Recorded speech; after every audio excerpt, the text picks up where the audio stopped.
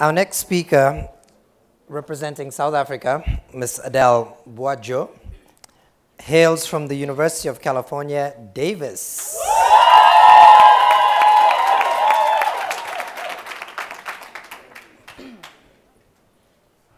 When I think of setting the scene for great African stories, I think of the breathtaking beaches of Gambia, the rich aquaculture of the Congo River, the grass-covered and rolling hills of Aklopo in South Africa, and so many more.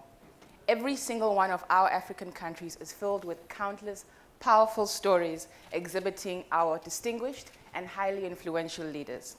Good morning, ladies and gentlemen. My name is Adele Boadzo, and my message today is designed to encourage young leaders to share their extraordinary stories. Because young leader, your power is in your story.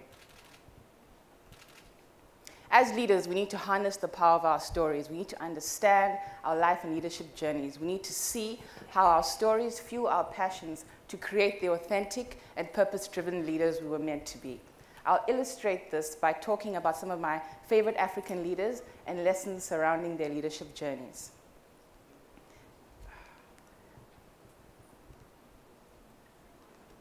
My first lesson is to pay attention. Pay attention to the things that keep you up at night. Pay attention to the changes around you. Be curious. One person who embodies this is Kenyan-born Wangari Maathai. Wangari Maathai was an environmentalist, human rights campaigner, and Nobel Peace Prize winner who paid attention to the environment. As early as 1977, Wangari Maathai realized that the climate and weather had suddenly become irregular. And this is how she discovered her life's purpose. And along with the women she grew up with, she planted over 30 million trees to save the environment.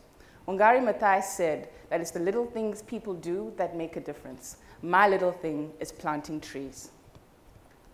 My second lesson is to challenge the process. Be the one to take the bold steps necessary to make positive changes in our society. One person who did this was Kofi Annan. He was a former UN Secretary General who made it his life's mission to fight for global peace and positive change. This is largely shaped by his time at boarding school and being part of the generation to witness Ghana's struggle for independence and consequent victory. During this time, he led hunger strikes for better food at his canteen, and seeing the change and hope that came with independence made him realize that suffering anywhere concerns people everywhere. My final lesson is to trust your struggle. As young leaders, we often face adversity and opposition, and this is where we choose to give up. But today, I encourage you to trust your struggle. Another great leader once said, it's the mountaintops inspire leaders, but it's the valleys that mature them. A woman who trusted every stage of her struggle is Farida Bedwe. Farida Bedwe is a Ghanaian software engineer, author, and activist. She was born with cerebral palsy, a condition that causes poor muscle conditioning. Because of her condition, she wasn't able to go to school for the first 15 years because the schools didn't have adequate facilities. So she was homeschooled for 15 years. But at the age of 15, she skipped high school altogether she was always good at computers, so she enrolled in a computer systems diploma, and this was the start of a career as a software engineer. She went on to do another diploma and degree in the UK. Today, Farida Bedwe is the co-founder of Logicel in Ghana, as well as the creator of GKudi, a microfinance app that's responsible for helping microfinance companies operate more efficiently. In an interview, Farida was asked, what's it like living with a disability? Her response was, we all have strengths and weaknesses. It's just that my weaknesses are more visible. In a similar interview, she was asked the same question, what is it like living with a disability? Her response was, what is it like not being able to code?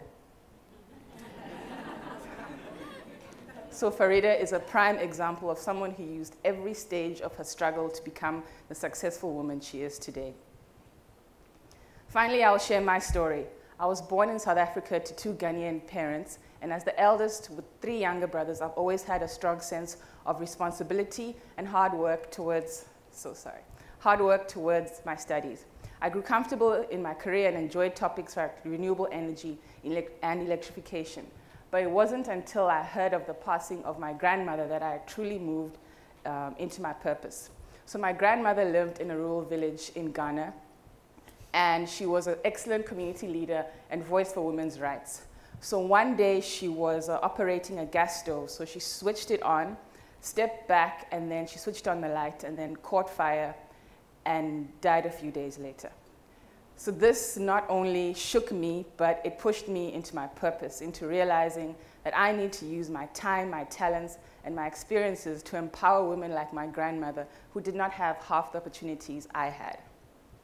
So today I'm the founder of Hope Rises Solar, an organization that's built on the premise that enhancing the status of women is the key to rural development.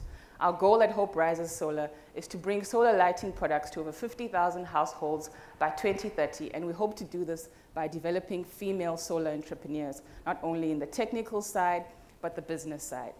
Now, this room is filled with countless extraordinary stories. So today I encourage you to pay attention to the things that keep you up at night, challenge the process at every stage, trust your struggle to mature you, because young leader, your power is in your story. Thank you.